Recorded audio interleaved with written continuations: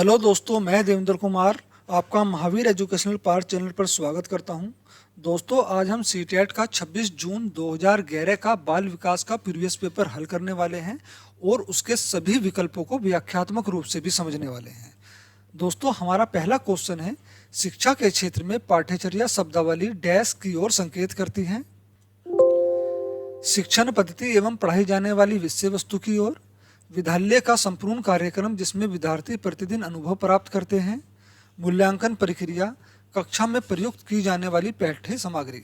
तो दोस्तों, शिक्षा के क्षेत्र में पाठ्यचर्या शब्दावली जो संकेत करती है वो विद्यालय का संपूर्ण कार्यक्रम जिसमें विद्यार्थी प्रतिदिन अनुभव प्राप्त करते हैं की ओर संकेत करती है। हमारा यहाँ ऑप्शन नंबर 2 राइट आंसर हो जाएगा। अगला क्वेश्चन है दोस्तों हमारा, निचली कक्षाओं में शिक्षण की खेल पद्धति मूल रूप से आधारित है शारीरिक शिक्षा कार्यक्रमों के सिद्धांतों पर, शिक्षक पद्धतियों के सिद्धांतों पर, विकास एवं वृद्धि के मनोवैज्ञानिक सिद्धांतों पर, या फिर शिक्षण के समाजशास्त्रीय सिद्धांतों पर। तो दोस्तों, निचली कक्षाओं यानी प्राथमिक कक्षाओं में शिक्षण की खेल पद्धति जो आधारित होती है वो विकास एवं वृद्धि के मनोवैज्ञानिक सिद्धांतों पर आधारित होती है। इसमें विकास से मतलब होता है मानसिक विकास, विकास से मतलब होता है मानसिक वृद्धि, ठीक है, और वृद्धि से मतलब होता है दोस्तों शारीरिक वृद्धि, शारीरिक वृद्धि, ठीक है ना। तो विकास एवं वृद्धि के मनोवैज्ञानिक सिद्धांतों पर, यानी मानसिक विकास में वृद्धि हो और उनके बच्चों के शारीरिक विकास में वृद्धि हो। तो यहाँ हमारा ऑप्शन नंबर 3 राइट आंसर हो जाएगा।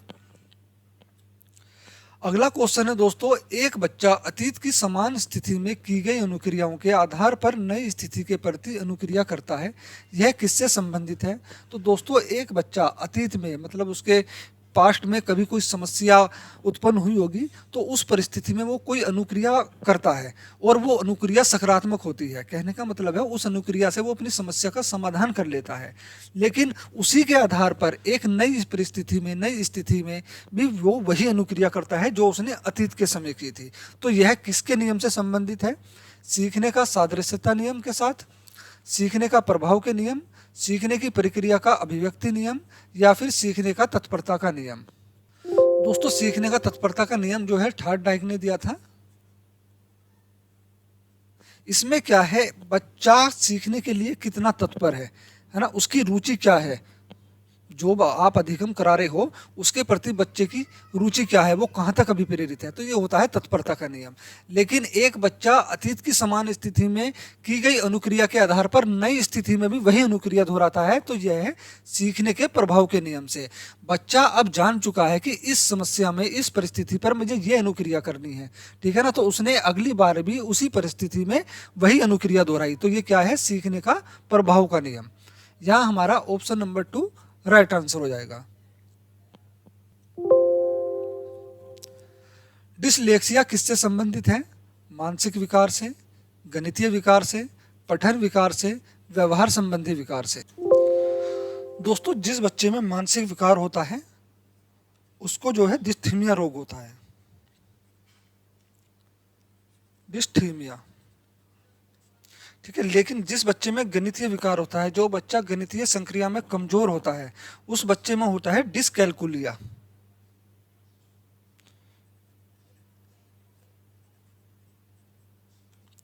डिसकैलकुलिया विकार।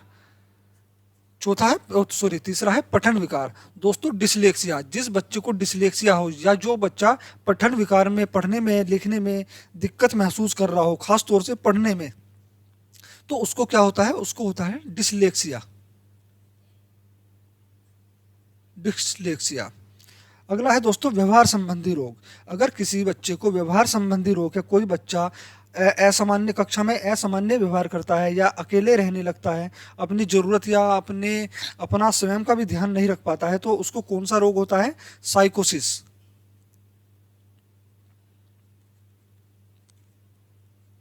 साइकोसिस। तो दोस्तों, डिसलेक्सिया पठन विकार से संबंधित है। यह एक प्रकार की अधिगम निर्योग्यता है। क्या है? अधिगम निर्योग्यता।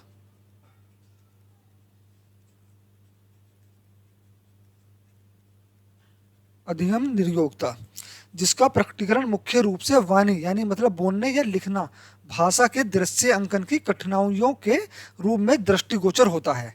ठीक है, तो डिसलेक्सिया किससे संबंधित है दोस्तों? पठन विकार से। यहाँ हमारा ऑप्शन नंबर 3 राइट आंसर हो जाएगा।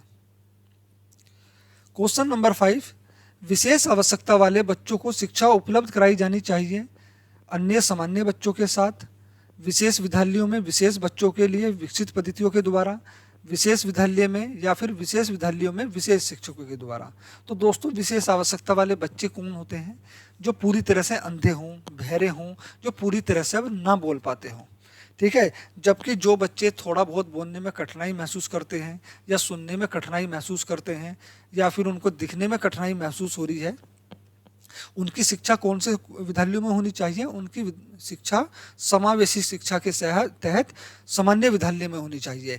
ठीक है ना, इसी को समावेशी शिक्षा बोलते हैं, समावेशी कक्षा बोलते हैं। लेकिन विशेष आवश्यकता वाले, देखो बच्चों, जो जिन बच्चों को बिल्कुल भी नहीं दिखाई दे रहा है, जो पूरी तरह से अंधे हैं, पूरी तरह से गूंगे हैं, बहरे हैं, ना उनको पूरी तरह से सुनाई दे पा रहा है, ना दिखाई दे पा रहा है, ना ही वे बोल पा रहे हैं, तो उनको समावेशी शिक्षा में अधिगम प्राप्त कराने का कोई मतलब ही नहीं होता। तो इन बच्चों को जो है विशेष विद्यालय में विशेष शिक्षकों के द्वारा शिक्षा उपलब्ध कराई जानी चाहिए। यहाँ हमारा ऑप्शन नंबर 4 राइट आंसर हो जाएगा।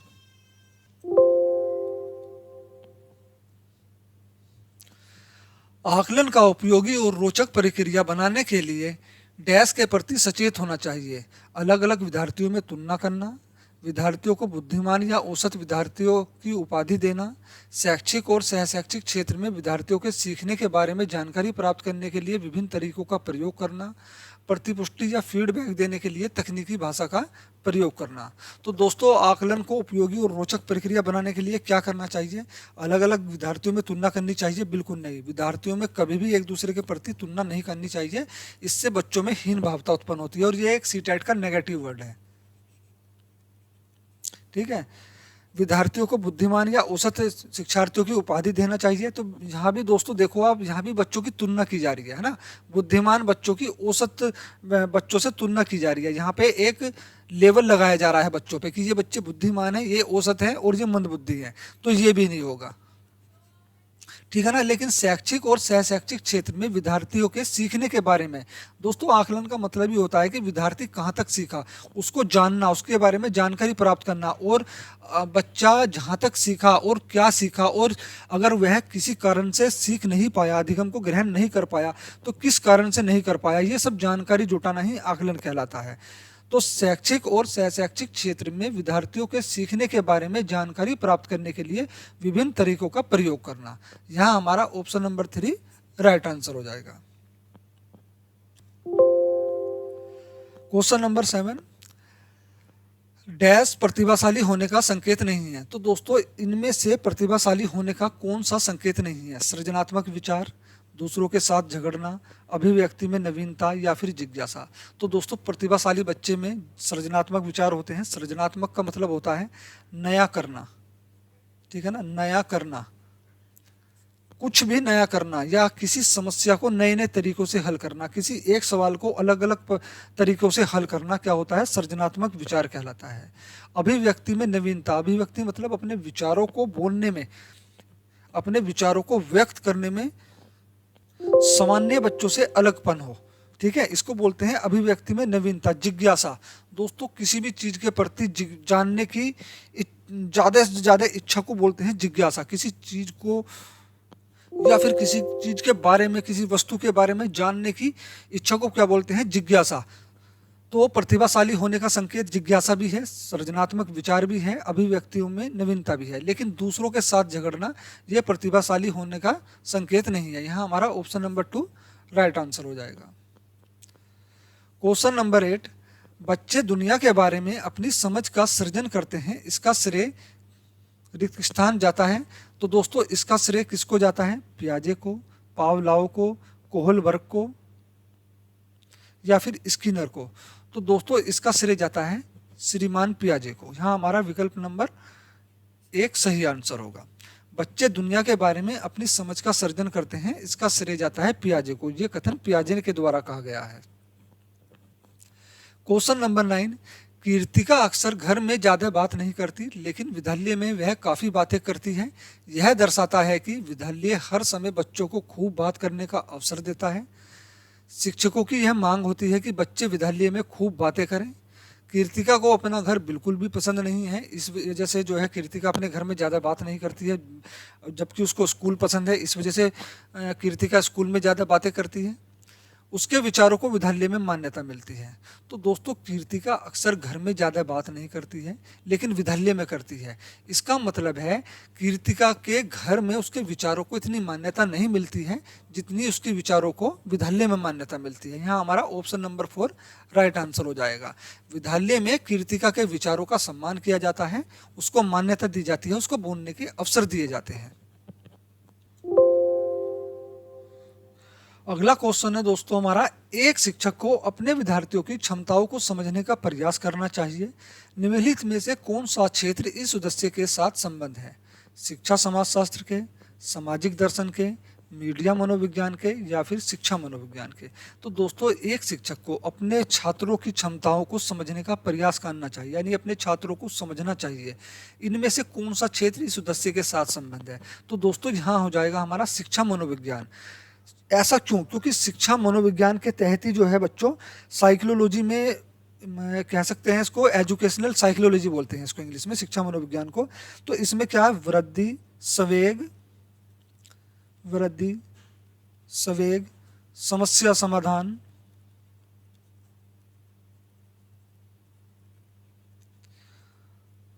अभिरुचि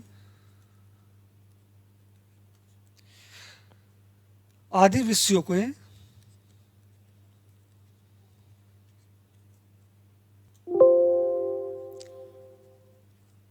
अध्ययन किया जाता है। किसके तहत किया जाता है? शिक्षा मनोविज्ञान के तहत। तो यहां हमारा ऑप्शन नंबर 4 राइट आंसर हो जाएगा। क्वेश्चन नंबर 11, सीखने की प्रक्रिया में अभिप्रेरणा शिक्षार्थियों की स्मरण शक्ति को पैना करती है, पिछले सीखे हुए को नए अधिगम से अलग करती है, शिक्षार्थियों को एक दिशा में सोचने के योग्य बनाती है, शिक्षार्थियों को सीखने के प्रति रुचि का विकास करती है। तो दोस्तों शिक्षार्थियों की स्मरण शक्ति, स्मरण मतलब याद करने की शक्ति, याद करने की शक्ति को तेज करती है अभिप्रेरणा। तो दोस्तों याद करना एक नेगेटिव वर्ड है। कभी भी बच्चों को जो शिक्षा दी जाती है वो रटाकर या याद कराकर नहीं दी जाती है, बल्कि अनुभव के आधार पर दी जाती है, गतिविधि आधारित शिक्षा दी जाती है। तो हमारा ये ऑप्शन नंबर 1 कट जाता है। पिछले सीखे हुए को नए अधिगम से अलग करना, नहीं, पिछला जो बच्चा पूर्व ज्ञान जानता है और जो बच्चा नया जानने वाला है उन दोनों को अलग अलग कर देता है, नहीं। जबकि होता क्या है दोस्तों, पूर्व ज्ञान यानी पिछले सीखे हुए को नए अधिगम के साथ जोड़ती है, यानी पूर्व ज्ञान से जोड़कर नया ज्ञान बच्चों को दिया जाता है। तो हमारा ये ऑप्शन भी कट जाता है। शिक्षार्थियों को सिर्फ एक दिशा में सोचने के योग्य बनाती है, नहीं, जबकि शिक्षार्थियों को सीखने के प्रति रुचि का विकास करती है। दोस्तों सीखने की प्रक्रिया में अभिप्रेरणा, अगर कोई बच्चा सीखने के लिए, अधिगम के लिए अभिप्रेरित है, ठीक है ना, अभिप्रेरित है, उसे जानने के लिए, उसे पढ़ने के लिए अभिप्रेरित है, तो इससे क्या होता है, इसका मतलब होता है बच्चे की उसके प्रति रुचि है। ठीक है, तो यहाँ हमारा ऑप्शन नंबर 4 राइट आंसर हो जाएगा। शिक्षार्थियों को सीखने के प्रति रुचि का विकास करती है। क्वेश्चन नंबर 12, सीखना समृद्ध हो सकता है यदि वास्तविक दुनिया से उदाहरणों को कक्षा में लाया जाए जिसमें विद्यार्थी एक दूसरे से अंतःक्रिया करें और शिक्षक उस प्रक्रिया को सुगम बनाए। कक्षा में अधिक से अधिक शिक्षण सामग्री का प्रयोग किया जाए, शिक्षक विभिन्न प्रकार के व्याख्यान और स्पष्टीकरण का प्रयोग करें, कक्षा में आवधिक परीक्षाओं पर अपेक्षित ध्यान दिया जाए। आवधिक मतलब दोस्तों जो परीक्षाएं होने वाली हैं महीने में, 6 महीने में, साल में, तो उस पर ध्यान दिया जाना चाहिए, नहीं, ऐसा नहीं है, ठीक है ना। शिक्षक विभिन्न प्रकार के व्याख्यान और स्पष्टीकरण का प्रयोग करे, यानी बच्चा तभी सीख सकता है, सीखना समृद्ध तभी हो सकता है, सीखना अच्छा तभी हो सकता है जब शिक्षक जो है किसी भी टॉपिक को भाषण देकर समझाए, उसका स्पष्टीकरण करे, उसके शब्दार्थ समझाए, ऐसा बिल्कुल भी नहीं है, ये भी ऑप्शन कट जाता है। कक्षा में अधिक से अधिक शिक्षण सामग्री का प्रयोग करे, ऐसा कुछ भी नहीं है। शिक्षण सामग्री का प्रयोग बच्चों के अनुसार किया जाता है। अगर किसी बच्चे को अधिगम में कठिनाई आ रही है तो तभी जो है एक शिक्षक शिक्षण सामग्री का प्रयोग करता है। लेकिन सीखना समृद्ध, सीखना शक्तिशाली, सीखना समृद्ध हो सकता है, सीखना स्पष्ट हो सकता है, सीखना स्थायी हो सकता है। कब?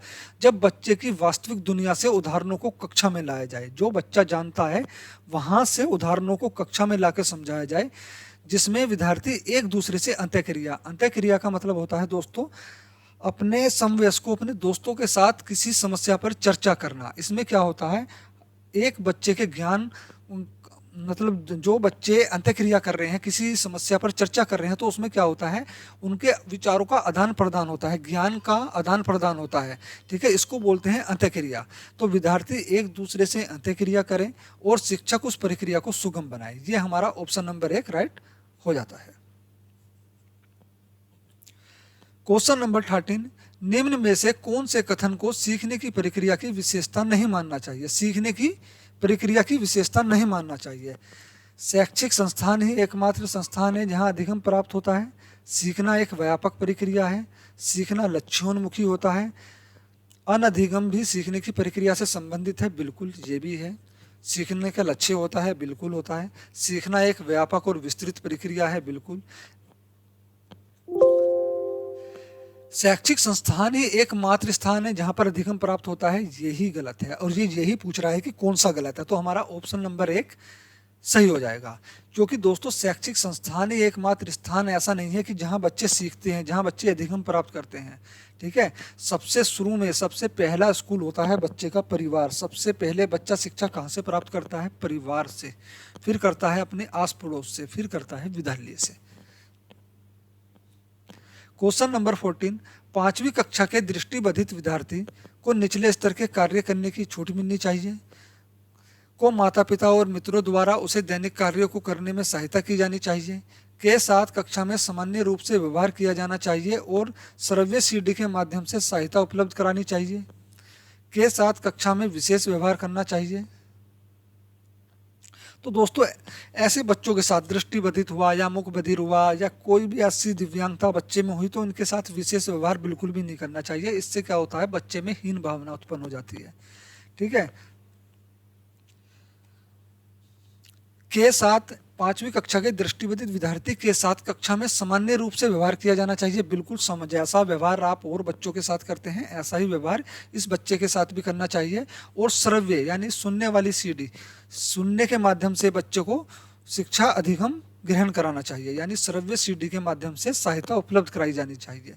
तो यहाँ दोस्तों हमारा ऑप्शन नंबर 3 राइट आंसर हो जाएगा।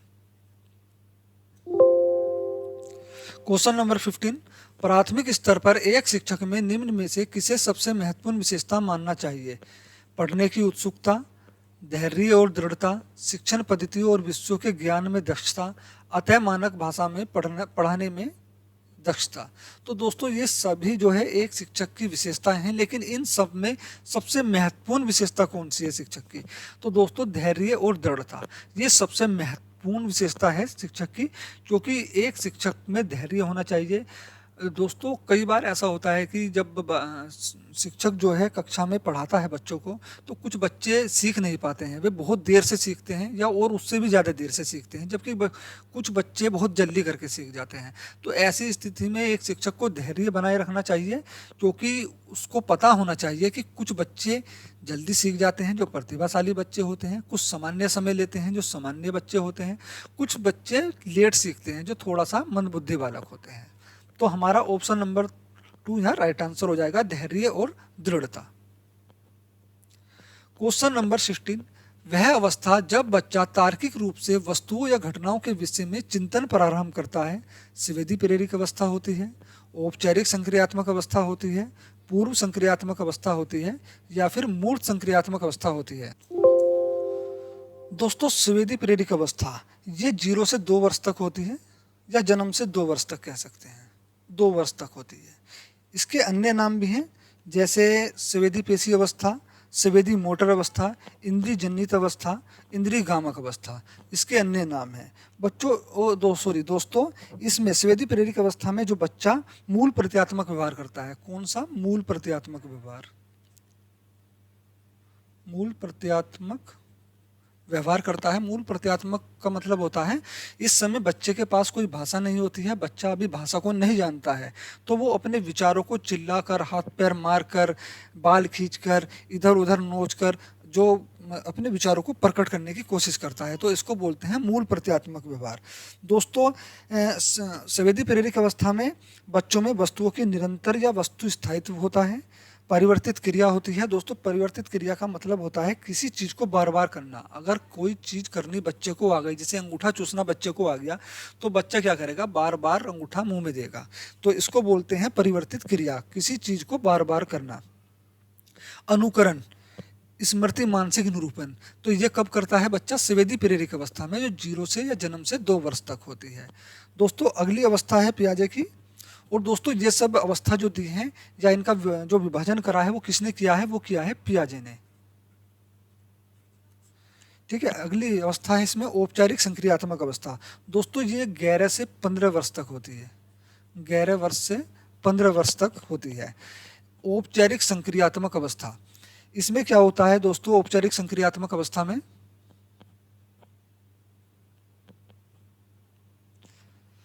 अमूर्त चिंतन करने लगता है बच्चा। अमूर्त चिंतन, तार्किक चिंतन, संज्ञानात्मक चिंतन,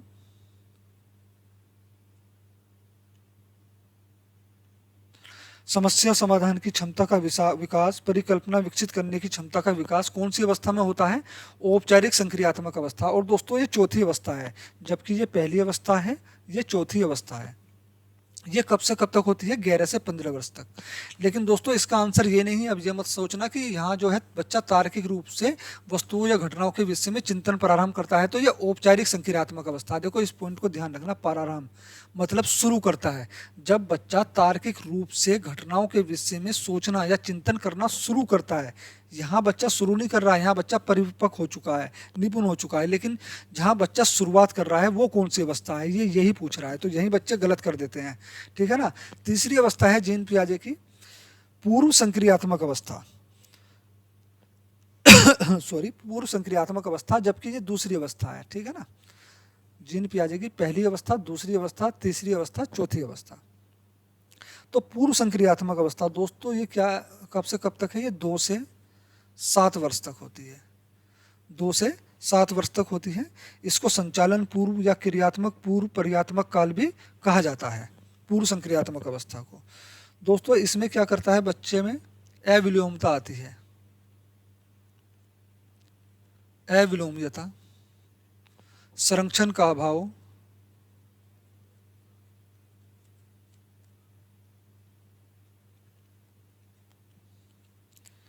सजीवता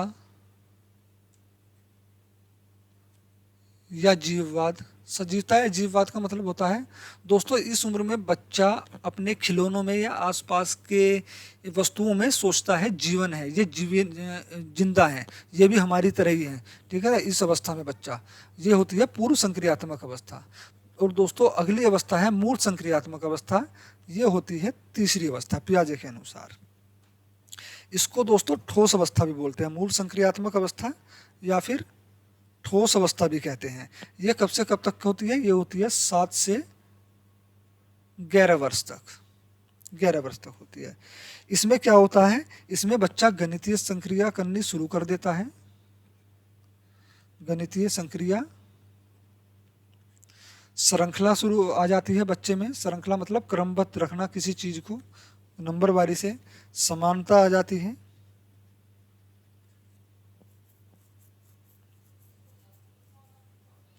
और क्रम आ जाता है। और दोस्तों, तार्किक चिंतन की शुरुआत हो जाती है इस अवस्था में, मूर्त संक्रियात्मक अवस्था में। ठीक है दोस्तों, यहाँ हमारा ऑप्शन नंबर 4 राइट आंसर हो जाएगा। वह अवस्था जब बच्चा तार्किक रूप से वस्तुओं या घटनाओं के विषय में चिंतन प्रारंभ करता है, तो वह मूल संक्रियात्मक अवस्था या ठोस अवस्था होती है, जो 7 से 11 वर्ष तक होती है। क्वेश्चन नंबर 17, एक शिक्षक अपने लोकतांत्रिक स्वभाव के कारण विद्यार्थियों को पूरी कक्षा में कहीं भी बैठने की अनुमति देता है। कुछ शिक्षार्थी एक साथ बैठते हैं और चर्चा करते हैं या सामूहिक पठन करते हैं। कुछ चुपचाप बैठकर अपने आप पढ़ते हैं। एक अभिभावक को यह पसंद नहीं आता। इस स्थिति से निपटने का निम्न में से कौन सा तरीका सबसे बेहतर हो सकता है? दोस्तों, जो तरीका सबसे बेहतर हो सकता है वो कौन सा हो सकता है? अभिभावकों को प्रधानाचार्य से शिक्षक की शिकायत करनी चाहिए। अभिभावकों को प्रधानाचार्य से अनुरोध करना चाहिए कि वह उनके बच्चों का अनुभाग बदल दें। अभिभावकों को शिक्षक पर विश्वास व्यक्त करना चाहिए और शिक्षक के साथ समस्या पर चर्चा करनी चाहिए। अभिभावकों को उस विद्यालय से अपने बच्चों को निकाल लेना चाहिए। तो दोस्तों, इनमें से कौन सा ऑप्शन सही होगा? दोस्तों, यहाँ पर हमारा ऑप्शन नंबर 3 राइट आंसर हो जाएगा। अभिभावकों को शिक्षक पर विश्वास व्यक्त करना चाहिए और शिक्षक के साथ समस्या पर चर्चा करनी चाहिए। क्वेश्चन नंबर 18, सीखने के अंतर्दृष्टि सिद्धांत को किसने बढ़ावा दिया है? गेस्टाल्ट सिद्धांतवादियों ने, पावलोव ने, जीन पियाजे ने या फिर वाइगोत्स्की ने? दोस्तों, हमारा यहाँ ऑप्शन नंबर 1 राइट आंसर हो जाएगा, गेस्टाल्ट सिद्धांतवादियों ने। क्वेश्चन नंबर 19, बच्चों के भौतिक विकास की 4 विशिष्ट अवस्थाओं की पहचान की गई। कोहलबर्ग के द्वारा, एरिक्सन के द्वारा, स्किनर के द्वारा या फिर पियाजे के द्वारा? तो दोस्तों, भौतिक विकास की जो 4 विशिष्ट अवस्था हैं उसकी पहचान की गई पियाजे के द्वारा। यहाँ हमारा ऑप्शन नंबर 4 राइट आंसर हो जाएगा, पियाजे के द्वारा। तो ये कौन कौन सी अवस्था थी दोस्तों? पहली अवस्था थी पूर्व बाल्यावस्था, पूर्व बाल्यावस्था। दूसरी अवस्था थी उत्तर बाल्यावस्था या फिर बाल्यावस्था भी बोल सकते हैं इसको, बाल्यावस्था। तीसरी है किशोरावस्था। चौथी है प्रौढ़ावस्था। तो इसकी पहचान किसने की? पियाजे ने की। क्वेश्चन नंबर 20, निम्नलिखित में से किस अवस्था में बच्चे अपने समवयस्क समूह के सक्रिय सदस्य हो जाते हैं? किशोर अवस्था में, प्रौढ़ावस्था में, पूर्व बाल्यावस्था में या फिर बाल्यावस्था में? दोस्तों, बाल्यावस्था या इसको बोलते हैं उत्तर बाल्यावस्था। ये कब तक की होती है? ये 6 से 12 वर्ष तक होती है। 6 से 12 वर्ष तक होती है और इस अवस्था को, बाल्यावस्था को, संवेगात्मक विकास का अनोखा काल भी कहते हैं। किसका? संवेगात्मक विकास का अनोखा काल। अनोखा काल किस अवस्था को कहते हैं? बाल्यावस्था को कहते हैं। दोस्तों, अगला है पूर्व बाल्यावस्था। ये दोस्तों 2 से 6 वर्ष तक होती है। 2 से 6 वर्ष तक होती है। इस अवस्था में क्या होता है? बच्चों में जिज्ञासा बहुत ज़्यादा होती है। ठीक है, बच्चों में क्या होती है? जिज्ञासा बहुत ज़्यादा होती है। जिज्ञासा होती है किसी भी चीज़ को जानने की। ठीक है, और दूसरा क्या होता है? इस उम्र को खिलौनों की उम्र भी कहा गया है। पूर्व बाल्यावस्था को खिलौनों की उम्र या टॉय एज भी कहा गया है। खिलौने की उम्र या फिर टॉय एज भी बाल्यावस्था को कहते हैं। ठीक है दोस्तों, अगली है प्रौढ़ावस्था और पहली है किशोर अवस्था। दोस्तों, किशोर अवस्था की उम्र जो होती है, किशोर अवस्था की जो उम्र होती है वो 12 से 18 वर्ष तक होती है। कब तक होती है? 12 से 18 वर्ष तक होती है। किशोर अवस्था में दोस्तों बुद्धि का विकास बहुत तीव्र होता है। सबसे ज़्यादा बुद्धि का विकास कब होता है? किशोर अवस्था में। ठीक है, इस अवस्था में बच्चे अमूर्त चिंतन करने लगते हैं। क्या करते हैं? अमूर्त चिंतन करने लगते हैं। अमूर्त चिंतन करने लगते हैं। किशोर अवस्था को तनाव की उम्र, तूफान व संघर्ष की अवस्था भी बोलते हैं। संघर्ष की अवस्था भी बोलते हैं। तो दोस्तों, किशोर अवस्था में बच्चे अपने समवयस्क समूह के सक्रिय सदस्य हो जाते हैं। तो हमारा ऑप्शन नंबर 1 यहाँ राइट आंसर हो जाता है। ठीक है दोस्तों, क्वेश्चन नंबर 21, बच्चों के सीखने की प्रक्रिया में माता पिता को डैश भूमिका निभानी चाहिए। किस चीज की भूमिका निभानी चाहिए? नकारात्मक भूमिका, अग्रोन्मुखी भूमिका निभानी चाहिए, सहानुभूतिपूर्ण भूमिका निभानी चाहिए, या फिर कंठस्थ भूमिका निभानी चाहिए। तो दोस्तों, बच्चों के सीखने की प्रक्रिया में माता पिता को अग्रोन्मुखी भूमिका निभानी चाहिए। ऑप्शन नंबर 2 यहाँ हमारा राइट आंसर हो जाएगा। क्वेश्चन नंबर 22, विकास कभी न समाप्त होने वाली प्रक्रिया है, यह विचार किससे संबंधित है? अतः संबंध के सिद्धांत से, निरंतरता के सिद्धांत से, एकीकरण के सिद्धांत से, अंतः क्रिया के सिद्धांत से। दोस्तों, ये सब क्या है? ये सब विकास के सिद्धांत हैं। लेकिन विकास कभी ना समाप्त होने वाली प्रक्रिया है, यह किससे संबंधित है? तो दोस्तों, ये संबंधित है निरंतरता से के सिद्धांत से, क्योंकि विकास निरंतर होता है और वर्तुलाकार होता है। विकास जन्म से पूर्व गर्भावस्था से शुरू हो जाता है। ठीक है, विकास कब से शुरू हो जाता है? ध्यान रखना, विकास शैशवावस्था से नहीं, प्रसव पूर्व अवस्था से, यानी गर्भ से, गर्भ धारण के समय से ही विकास की प्रक्रिया शुरू हो जाती है, जो व्यक्ति के मरने तक चलती रहती है। तो विकास कभी ना समाप्त होने वाली प्रक्रिया है, यह किससे संबंधित है? निरंतरता के सिद्धांत से। यहाँ हमारा ऑप्शन नंबर 2 राइट आंसर हो जाएगा, क्योंकि विकास दोस्तों एक सतत प्रक्रिया है जो निरंतर चलती रहती है। इसे कभी ना समाप्त होने वाली प्रक्रिया भी कहते हैं। क्वेश्चन नंबर 23, यह कौन सा स्थान है जहां बच्चों के संज्ञानात्मक विकास को सबसे बेहतर तरीके से परिभाषित किया जा सकता है? खेल का मैदान, विद्यालय एवं कक्षा पर्यावरण, सभागार, या फिर घर। दोस्तों, अभी पीछे भी क्वेश्चन आया था, है ना, कि कीर्तिका घर में बहुत कम बातें करती है जबकि स्कूल में बहुत ज़्यादा बातें करती है। तो ऐसा क्यों? क्योंकि कीर्तिका के विचारों को स्कूल में मान्यता मिलती है, वहाँ पर उसके विचारों का सम्मान होता है। ठीक है, तो यहाँ भी यही क्वेश्चन है, संज्ञानात्मक विकास का सबसे बेहतर परिभाषित कहाँ कर सकते हैं? विद्यालय में और कक्षा पर्यावरण में। यहाँ हमारा ऑप्शन नंबर 2 राइट आंसर हो जाएगा। क्वेश्चन नंबर 24, निम्न में से कौन सा बुद्धिमान बच्चे का लक्षण नहीं है? और सब बुद्धिमान बच्चे के लक्षण है, लेकिन एक लक्षण ऐसा है जो बुद्धिमान बच्चे का नहीं है। वह जो लंबे निबंधों को बहुत जल्दी रटने की क्षमता रखता है, वह जो प्रभावपूर्ण एवं उचित तरीकों से संप्रेषण करने की क्षमता रखता है, वह जो अमूर्त रूप से सोचता रहता है, वह जो नए परिवेश में स्वयं को समायोजित कर सकता है। तो दोस्तों, वह जो नए परिवेश में कहीं भी अपने आप को घुल मिल जाए, किसी भी बच्चों के साथ घुल मिल जाए, है ना, अपने आप का समायोजन कर ले सबके साथ, तो ये होता है समायोजित करना। तो ये बुद्धिमान बच्चे का लक्षण है दोस्तों। वह जो अमूर्त रूप से सोचता है, जो बच्चा अमूर्त रूप से मतलब जो बच्चा कल्पना में ही सोच ले, जो चीज बच्चे ने अभी तक नहीं देखी है उसके बारे में बच्चा सोचकर निष्कर्ष निकाल ले, वो होता है अमूर्त रूप। ठीक है ना, तो ये भी बुद्धिमान बच्चे का लक्षण है। वह जो प्रभावपूर्ण एवं उचित तरीके से संप्रेषण मतलब दोस्तों अपने विचारों का आदान प्रदान करना, प्रभावपूर्ण तरीके से अपने विचारों का आदान प्रदान करने की क्षमता रखता है, वह बच्चा भी बुद्धिमान होता है। लेकिन जो भले ही बच्चा निबंधों को, बहुत लंबे लंबे निबंधों को, कई कई पेज के निबंधों को, कई कई पेज के आंसरों को बहुत जल्दी याद कर लेता हो, रट लेता हो, ये बुद्धिमान होने का लक्षण नहीं है। रटना बुद्धिमान होने का लक्षण नहीं है, ध्यान रखना। तो हमारा ऑप्शन नंबर 1 यहाँ राइट आंसर हो जाएगा। क्वेश्चन नंबर 25, डैश को एक अभिप्रेरित शिक्षण का संकेतक माना जाता है? कक्षा में अधिगम उपस्थिति को, शिक्षक द्वारा दिया गया उपचारात्मक कार्य, विद्यार्थियों द्वारा प्रश्न पूछना, कक्षा में एकदम खामोशी। दोस्तों, कक्षा में अधिगम उपस्थिति का मतलब है ज़्यादा से ज़्यादा बच्चे की उपस्थिति हो, बच्चा ज़्यादा से ज़्यादा विद्यालय में आता हो। अनुपस्थित या बच्चा विद्यालय में कम से कम ना आने का कारण हो कि बच्चा विद्यालय नहीं आ पाया।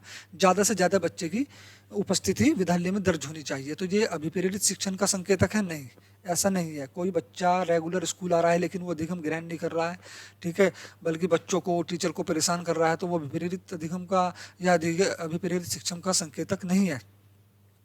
शिक्षक द्वारा दिया गया उपचारात्मक कार्य, ये भी अभिप्रेरित शिक्षण का संकेतक नहीं है।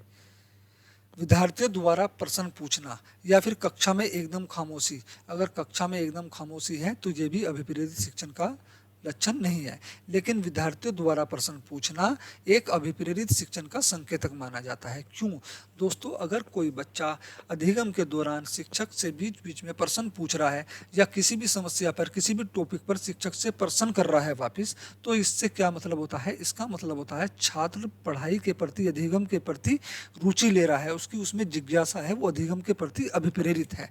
तो बच्चे का प्रश्न पूछना एक अभिप्रेरित शिक्षण का संकेतक माना जाता है। यहाँ हमारा ऑप्शन नंबर 3 राइट आंसर हो जाएगा। और बच्चे का प्रश्न पूछना शिक्षक से या अपने समवयस्कों से, अपने दोस्तों से किसी समस्या पर चर्चा करना, ये बहुत ज़्यादा पॉजिटिव होता है, ये बहुत ज़्यादा अच्छा होता है। क्वेश्चन नंबर 26, निम्न में से कौन सा बच्चों की सामाजिक मनोवैज्ञानिक आवश्यकताओं के साथ संबंधित नहीं है? सामाजिक अनुमोदन अथवा सराहना की आवश्यकता, संवेगात्मक सुरक्षा की आवश्यकता, शरीर से अपशिष्ट पदार्थ का नियमित रूप से बाहर निकलना, सानिध्य की आवश्यकता। तो दोस्तों सानिध्य की आवश्यकता भी है, संवेगात्मक सुरक्षा की आवश्यकता भी है, सामाजिक अनुमोदन अथवा सराहना की आवश्यकता भी है, लेकिन शरीर से अपशिष्ट पदार्थ का नियमित रूप से बाहर निकलना, यह सामाजिक मनोविज्ञान की आवश्यकता नहीं है, यह शारीरिक प्रक्रिया है। ठीक है दोस्तों, ये क्या है? ये शारीरिक प्रक्रिया है। तो हमारा ऑप्शन नंबर 3 है राइट आंसर हो जाएगा। क्वेश्चन नंबर 27, मन का मानचित्रण संबंधित है बोध, समझ बढ़ाने के तरीके से। दोस्तों बोध का मतलब होता है समझ, तो समझ बढ़ाने की तकनीक से, साहसिक कार्यों की क्रिया योजना से, कि कोई साहसिक कार्य करना है उसकी योजना बनाने से, मन का चित्र बनाने से। जब आपने मन को कभी आज तक दोस्तों किसी ने देखा ही नहीं है तो उसका कोई चित्र कैसे बना लेगा? ठीक है ना, तो ये ऑप्शन भी नहीं है। मन की क्रियाशीलता पर अनुसंधान से, मन की कार्य करने की जो तरीका है, उसकी प्रक्रिया है, उस पर खोज करने से। मन की क्रियाशीलता पर अनुसंधान, अनुसंधान का मतलब होता है दोस्तों खोज करना। ठीक है, खोज करना। तो मन का मानचित्रण संबंधित है मन की क्रियाशीलता पर अनुसंधान से। यहाँ हमारा ऑप्शन नंबर 4 राइट आंसर हो जाएगा। क्वेश्चन नंबर 28, विशेष रूप से प्राथमिक स्तर पर विद्यार्थियों की सीखने संबंधी समस्याओं को संबोधित करने का सबसे बेहतर तरीका है अक्षमता के अनुरूप विभिन्न शिक्षण पद्धतियों का प्रयोग करना, महंगी और चमकदार सहायक सामग्रियों का प्रयोग करना, सरल और रोचक सहायक सामग्रियों का प्रयोग करना, कहानी कथन पद्धति का प्रयोग करना। दोस्तों विशेष रूप से प्राथमिक स्तर पर, ध्यान रखना पहली से 5वीं तक के बच्चों की बात हो रही है, स्तर पर विद्यार्थियों की सीखने संबंधी समस्याओं को संबोधित करने का सबसे बेहतर तरीका है अक्षमता के अनुरूप विभिन्न शिक्षण पद्धतियों का प्रयोग करना। अक्षमता का मतलब होता है छात्र में कहाँ अक्षमता आ रही है, कहाँ सीखने में कठिनाई आ रही है, कहाँ अधिगम निरोगता आ रही है, कहाँ अधिगम अक्षमता आ रही है बच्चे में। ठीक है ना, अगर कहीं अधिगम अक्षमता आ रही है तो उसका पता लगाकर बच्चे के अनुसार दूसरी शिक्षण पद्धति का प्रयोग करना। यहाँ हमारा ऑप्शन नंबर 1 राइट आंसर हो जाएगा, जबकि ये सब ऑप्शन हमारे गलत हैं। महंगी और चमकदार सहायक सामग्रियों का प्रयोग करना, जब इनका कोई बेनिफिट ही नहीं होगा तो महंगी और चमकदार सहायक सामग्रियों का क्या फायदा है ना। सरल और रोचक सहायक सामग्रियों का प्रयोग करना, ये भी नहीं है। कहानी कथन पद्धति का प्रयोग करना, ये भी नहीं है। क्वेश्चन नंबर 29, पियाजे के अनुसार निम्नलिखित में से कौन सी अवस्था में बच्चा अमूर्त संकल्पनाओं के विषय में तार्किक चिंतन करना आरंभ करता है? मूल संक्रियात्मक अवस्था 7 से 11 वर्ष, औपचारिक संक्रियात्मक अवस्था 11 वर्ष से ऊपर, स्वेदी प्रेरिक अवस्था जन्म से 2 वर्ष, पूर्व संक्रियात्मक अवस्था 2 से 7 वर्ष। तो दोस्तों पियाजे के अनुसार जब बच्चा अमूल संकल्पनाओं के विषय में तार्किक चिंतन करना आरंभ कर देता है, एक होती है शुरुआत करना, एक होता है परफेक्ट हो जाना। तो यहाँ यही पूछ रहा है परफेक्ट हो जाना, है ना। तो कौन सी अवस्था है? तो दोस्तों वह अवस्था है औपचारिक संक्रियात्मक अवस्था 11 वर्ष से ऊपर। यहाँ हमारा ऑप्शन नंबर 2 राइट आंसर हो जाएगा। जबकि दोस्तों मूल संक्रियात्मक अवस्था में इसकी शुरुआत हो जाती है, तार्किक चिंतन की शुरुआत हो जाती है। क्वेश्चन नंबर 30, निम्न में से कौन सा शिक्षार्थियों में सृजनात्मकता का पोषण करता है? सृजनात्मकता, अच्छी शिक्षा के व्यवहारिक मूल्यों के लिए विद्यार्थियों का शिक्षण, प्रत्येक विद्यार्थियों की अंतर्जात प्रतिभाओं का पोषण करने एवं प्रश्न करने के अवसर उपलब्ध कराना, विद्यालय जीवन के प्रारंभ से उपलब्धियों के लक्ष्य पर बल देना, परीक्षा में अच्छे अंकों के लिए विद्यार्थियों की कोचिंग करना। सृजनात्मकता, दोस्तों मैंने बताया सृजनात्मकता क्या होता है। सृजनात्मकता का मतलब होता है कुछ भी नया करना, कुछ अलग करना, कुछ सीखने की जिज्ञासा हो जिस बच्चे में। कोई बच्चा अभिप्रेरित हो, रुचि ले रखे अधिगम को गहन कर रहा हो, वो होता है सृजनात्मकता। तो इसका सृजनात्मकता का पोषण कैसे होगा? तो दोस्तों परीक्षा में अच्छे अंक लाने से कोई मतलब नहीं होता। आप उसकी कितनी भी कोचिंग दे दो, वो रट्टा मार के बेशक अंक ले आए, लेकिन ये सृजनात्मकता का लक्षण नहीं है, ना ही सृजनात्मकता को पोषण करता है। विद्यालय जीवन के प्रारंभ से उसके लक्ष्यों पर बल देना कि उसका लक्ष्य देखो क्या है और उसी के अकॉर्डिंग उसको लेकर चलना, ऐसा कुछ भी नहीं है, ठीक है। लेकिन प्रत्येक विद्यार्थी की अंतर्जात प्रतिभा, क्योंकि कुछ ना कुछ हर किसी छात्र में कोई ना कोई विशेषता जरूर होती है, कोई ना कोई प्रतिभा जरूर होती है। तो शिक्षक जो है उसका पोषण करे, उसको बाहर निकाले और कक्षा में बच्चों को प्रश्न पूछने के, प्रश्न करने के अवसर उपलब्ध कराए। यहाँ हमारा ऑप्शन नंबर 2 राइट आंसर हो जाता है। तो सृजनात्मकता का पोषण कौन करता है? प्रत्येक विद्यार्थी की अंतर्जात प्रतिभाओं का पोषण करने एवं प्रश्न करने के अवसर उपलब्ध कराना।